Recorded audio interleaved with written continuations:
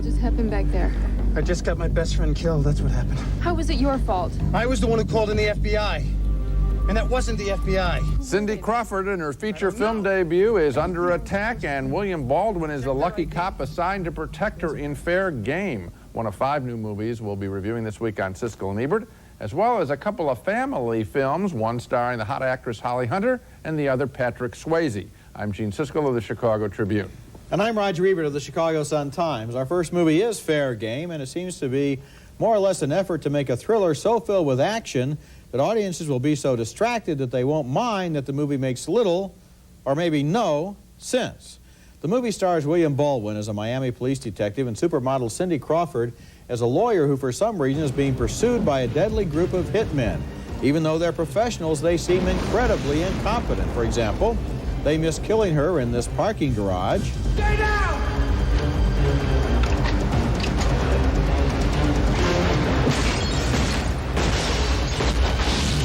And they can't seem to hit the side of a barn in this highway chase where Baldwin thinks fast and outsmarts the killers. Nail the brakes on 3! 1! 2! Hit it!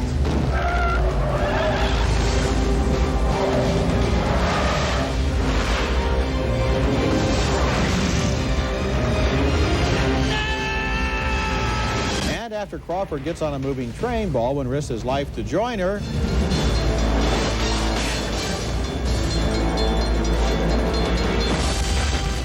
And then after she hits him because he's a fool and kisses him because she just loves the guy, Why don't you give me your best shot? Come on. I'm waiting. another hitman misses his chance.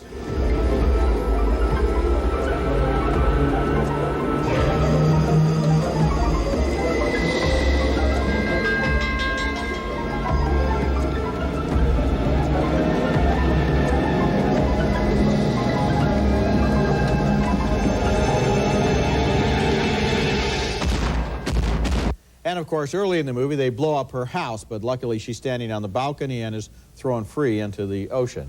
Those are just a few of the many, many attempts on this poor girl's life. She gets shot at and messed up so much that the movie has to schedule 2 separate sexy shower scenes just to keep her presentable. For me, the whole movie was like a build-up to a punchline after they blow up her house, shoot at her half a dozen times, chase her down the highway, and attack her by land, air, and sea. Trying to kill her. When they finally catch her, the bad guy says, "Don't harm the woman." On a technical level, the movie is pretty good, especially the highway chase scene, but the plot of Fair Game seems like an attempt to illustrate attention deficit syndrome. Well, it's really ridiculous, and I think the punchline for a lot of people, Roger, is seeing Cindy Crawford with a wet T-shirt, which they do a couple of times in this picture. No complaints for me. Yeah, here's the problem. Why make her an attorney under attack by former KGB guys? That's for James Bond. Yeah. This is Cindy Crawford's film debut. Why not have her play a model under attack and have the dialogue, which she could have helped in, be smart, inside into the business? That's what you want from her. People going to see something along that line. It's just totally miscasting her. Well, as far as the dialogue is concerned, Gene, last week I was out at the Virginia Film Festival and I got a chance to interview Miss Fay Wray on stage after King Kong. And she referred to her performance in that movie as the screamer role. Right. And that's what they've given Cindy Crawford here. She screams for 2 hours. She wears a wet T-shirt. She kisses William Baldwin, and that's supposed to be acting. It's too bad because she is very photogenic and looks good on the screen. Okay, next movie, and our next film is called Gold Diggers, The Secret of Bear Mountain, and it's not much of a secret, and it's not much of a movie as 2 talented young actresses walk through it. Here's the meet-cute that opens the film as the new girl in town, Christina Ricci from the Addams Family, encounters tomboy Anna Klumsky from My Girl.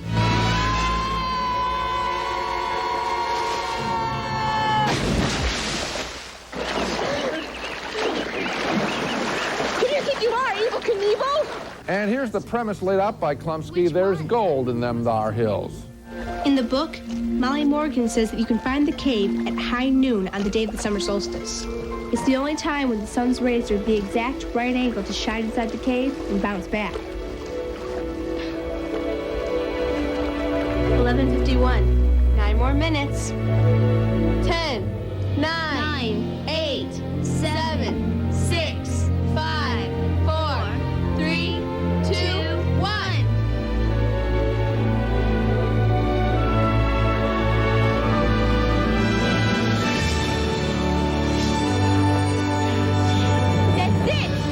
But first, a radical shift in tone as Klumsky is missing and her mother has been found beaten, apparently by an abusive boyfriend. Ricci is furious when the local sheriff doesn't take her fears seriously. Ray got drunk and told Jody to take me the gold. Lynette must have tried to stop him and he smashed her. Jody is in danger and you're not doing anything. The abuse story in Gold Diggers comes as a shock, and I don't think the film ever successfully puts together its adventure story and its personal drama. I think Gold Diggers needed to be a lot lighter or maybe a lot darker. The young actresses are fine. They'll survive this script. I'm not sure you could have a movie that's a lot darker about looking inside Bear Mountain for the lost gold. This movie kind of reminded me of Nancy Drew meets the Hardy Boys, Yeah. and I agree with you. It's a pretty big disappointment, and furthermore, the tone of most of the material doesn't support the abusive That's right. subtext, which is kind of, why put that in for kids? I don't This movie's going to appeal to Right. young girls, and let them go and have a good time and not have to see that stuff. Yeah, I agree with you. It's a complete mistake, Yeah. and it does catch you by surprise. When we come back, Holly Hunter stars in Home for the Holidays, directed by Jodie Foster. When you go home, do you look around and wonder, who are these people? Where did I even come from? Oh, there she is. There she is. God, look, she looks so skinny. She looks terrific. What's that thing on her head? Ah, smile, smile. Holly Hunter is greeted by her parents there as she returns home for Thanksgiving vacation and an annual encounter with all of her strange family members and their mutual memories and antagonisms, which form a minefield that has to be tiptoed around during the weekend. Hunter's mother is played by Anne Bancroft in an effective performance, and actually one of the strengths of this movie is that the parents are not turned into caricatures but seem relatively normal compared to their unhappy children. Look at your sister Joanne, the way she's ungrateful. Mom, Joanne's a saint. That's for the Pope to decide. Right now, she's a pain in the my feet every 10 minutes. Wait till she comes barging in here tomorrow. Little misorganized with her fabulous nutri bird. Wait a minute. We're not doing the turkey? Of course we are. I'm doing my bird. She's doing hers. Don't ask. On Turkey Day, the family begins to assemble. Hunter's sister is played by Cynthia Stevenson and her brother-in-law by Steve Guttenberg. They dread the presence of an obnoxious gay brother played by Robert Downey Jr.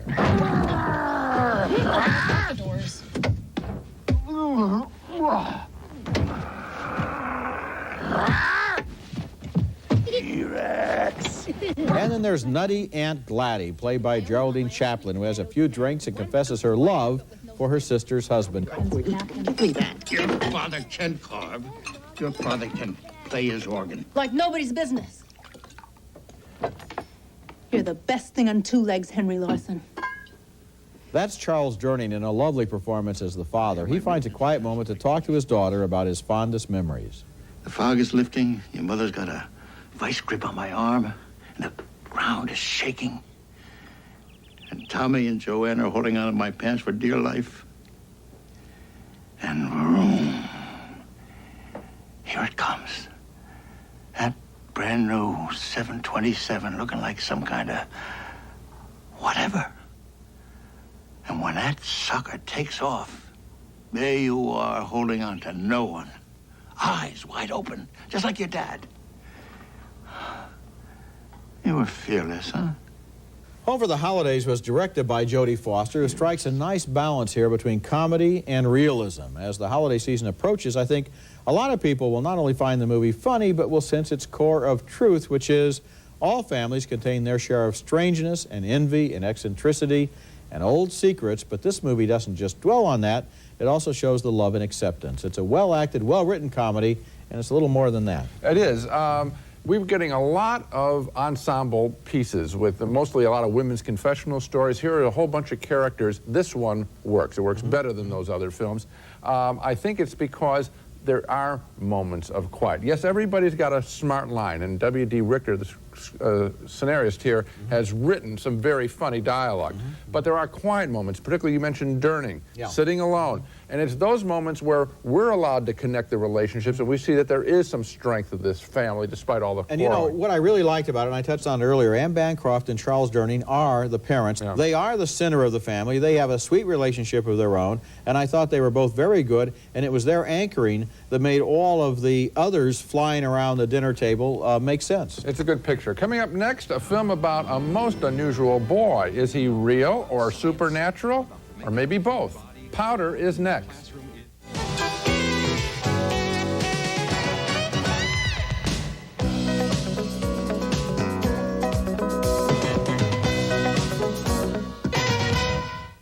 Why you look like that? You look like some kind of vampire from outer space or something. An albino boy with amazing powers is the subject of taunts and ridicule in Powder, a well-meaning drama that is probably too well-meaning because it doesn't make any sense. Sean Patrick Flannery plays a character nicknamed Powder who is born an albino after his mother is struck by lightning just before birth. There's a premise for you. Here's where we first meet him after he emerges from isolation and encounters Mary Steenburgen playing the friendly, concerned head of a school for troubled youths. Right away I had trouble with this film because Powder's makeup makes him look like a mime. I hate mimes.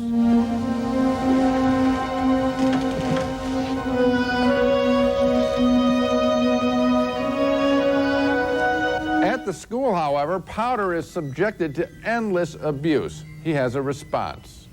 What are you doing?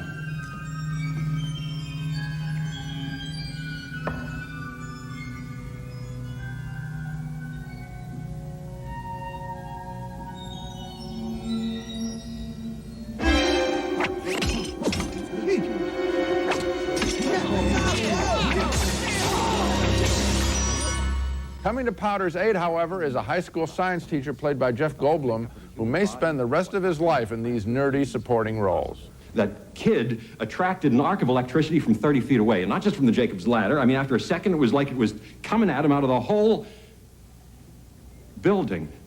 You want to know why there isn't a hair on him? Why? Because he is electrolysis. The only decent scene in the picture is Powder's tentative romance with a girl, but wouldn't you know it, there's always a jerk around the corner in this movie, and this time the jerk's her father. What in the name of God do you think you're doing?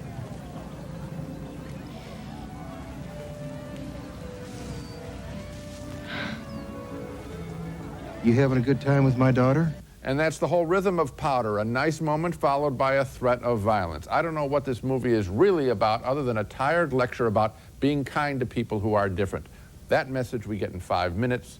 Powder, however, runs on for another 106. Yeah, and you know, it doesn't have a lot of psychological truth in it because all of it wants us to think that, first of all, when the kid is found, he's been living in a basement for 16 years, and so immediately they put him in a reform school. They don't, you know, think he needs any special treatment, and then all the kids pick on him until he plays the spoon trick. And then he has that amazing scene with the electricity in the classroom where he floats in the air and absorbs the light. Now, the fact is, high school kids would be fascinated by that. Here's a guy that can do trick with spoons and absorb lightning bolts. Let's not pick on him. You know, let's invite him to a party. Yeah, come over to your house and see him do some tricks. So that it rings totally false. All of the bad people in the movie seem to be unconvincing in their badness. Well, so, I mean, what does the writer of this picture, for example, think of the audience? That we wouldn't feel kindly toward him? What are we supposed to do? Feel superior to the kids who are jerks and the adults who are jerks? Is that the entertainment value? It's like nobody who is in this movie has ever seen a movie and doesn't know that what they're dealing with here is obviously kind of E.T. crossed with Ace Ventura. I don't know. Anyway, when we come back, a family gets a mysterious visitor and 3 wishes. But what do the little boy wish for? I'm not sure. What do you think? Our next movie is 3 Wishes, which takes place mostly in the 1950s when a family whose dad is missing in Korea gets a mysterious house guest. As the movie opens, the mother, played by Mary Elizabeth Mastrantonio, has hit a homeless beatnik with her car and broken his leg. So she figures the least she can do is offer him a place to stay until he gets better. He's played by Patrick Swayze. But most people, they live in houses like this one, and I guess they like it. But I have a different kind of house, where there are no walls, just mountains. That's Joseph Mazzello as the older son there. He admires this strange man, but he also resents the fact that he doesn't seem to fit into their suburban lifestyle. For example, it would be great if he would shave his beard. I'm not like them, Tom. You know that. Matter of fact, they're not even like each other. They just think they are.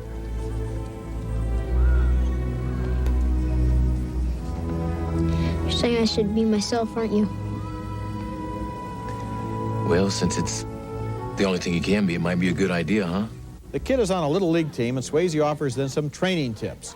This may be the first movie to incorporate the Zen Buddhist coaching theories of the Chicago Bulls' Phil Jackson. If you push too hard at anything, you'll get the exact opposite of what you're trying for. Everything contains its opposite. And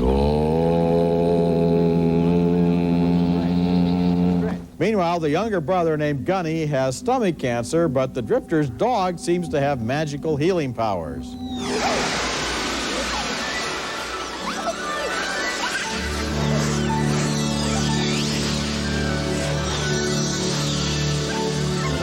Of course, Gunny has earlier said that if he could do anything he wanted to in his life, he would like to turn into fireworks. Three Wishes has its heart in the right place, but the plot is all over the map, and I'm afraid the brain is missing.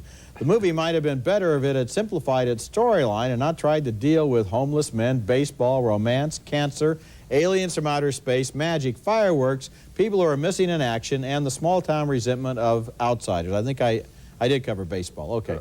It's like every individual scene has a theme it's trying to push, and the overall thrust of the story is completely lost. This is good intentions run amok. You could take this and powder and mix the reels, and both films would be just as good and make just as much sense. I mean, this is, I don't know how this thing got made. I mean, they've thrown everything into this picture, and I don't know what I don't know where my attention is supposed to go. I suppose I'm supposed to feel something for the stranger. Yeah, and then not only that, but I'm so distracted from that. There's even the flashback structure where it starts and ends in the present, where the little boy has now grown up, but he has to learn the lesson all over again. And Martha Coolidge, who directed this, is a good director. Yes. She made Rambling Rose. This is kind of a lapse, I guess. Well, it's a screenplay that no one could direct. Coming up next, our video pick of the week, an Oscar-nominated film based entirely on a single photograph. Siskel and Ebert's Video Pick of the Week, brought to you by Orville Redenbacher's Gourmet Popping Corn, the best part of the movies. We all know the expression, one picture is worth 1,000 words. Well, my video pick of the week is an Oscar-nominated movie about a single photograph that is worth 86,400 frames of film. It's called A Great Day in Harlem, and it was properly nominated this past year for Best Documentary Film. A Great Day in Harlem is a celebration of American music through a look at the taking of a memorable photograph in jazz history, a picture of dozens of jazz greats taken in front of a Harlem brownstone in 1958 by the late photographer Art Kane for Esquire magazine. Here Kane explains the difficulty of getting everyone together. I grabbed a copy of the New York Times and twisted it into a megaphone shape and put it up to my mouth and yelled and begged, please, please, can you please try to form some kind of a formation? Can you move on into the steps of that brownstone? And here's drummer Milt Hinton on how the Stickmen all congregated together. And next to him is Gene Kruger, who was Benny Goodman's drummer. And to the right of him is Sonny Greer, who was Duke Ellington's drummer. Great Day in Harlem works both as a jazz document and also as a piece of cinematic journalism as we watch how Gene Bach tells more and more stories with limited resources. Even if jazz isn't your favorite music, I think you won't be able to avoid getting caught up in the celebration of talent and art that is A Great Day in Harlem, my video pick of the week. Now let's recap the movies we reviewed on this show. 2 thumbs down, way down for the ridiculous Fair Game, an absurd action picture that even Cindy Crawford's body can't make interesting. 2 more thumbs down for Gold Diggers, The Secret of Bear Mountain, a picture that unsuccessfully juggles wholesome girlfriends with depressing personal drama. 2 thumbs up for the delightfully quirky and smartly written Home for the Holidays with Holly Hunter. Credit W.D. Richter for a screenplay full of wonderful dialogue. 2 thumbs down for The Misguided Powder, the give an albino a break picture with a supernatural bent. It's embarrassingly awkward at times. And 2 more thumbs down for 3 Wishes, with Patrick Swayze in a weird movie about a free spirit and some answered prayers. So we agree on all 5 pictures, and only one is recommended Home for the Holidays. Jodie Foster is turning into a good director. That's it for this week. Next week, we'll be back with reviews of more new movies, including Ace Ventura, When Nature Calls, starring Jim Carrey on a hunt for a lost African bat. Perhaps we should slow down. Nonsense, poopy pants! And also The American President, starring Michael Douglas as the chief executive who falls for a spunky lobbyist played by Annette Bening. I'm honored. I'm equal to the task. I won't let you down, sir. Sidney, this is just dinner. We're not going to be doing espionage or anything. That's next week, and until then, the balcony is closed. Glade Clip-Ons, the refillable air freshener designed specially for your car. Now, with more freshening power. The Game of Knowledge, the exciting and educational game for children and parents, too. The Game of Knowledge, new from University Games.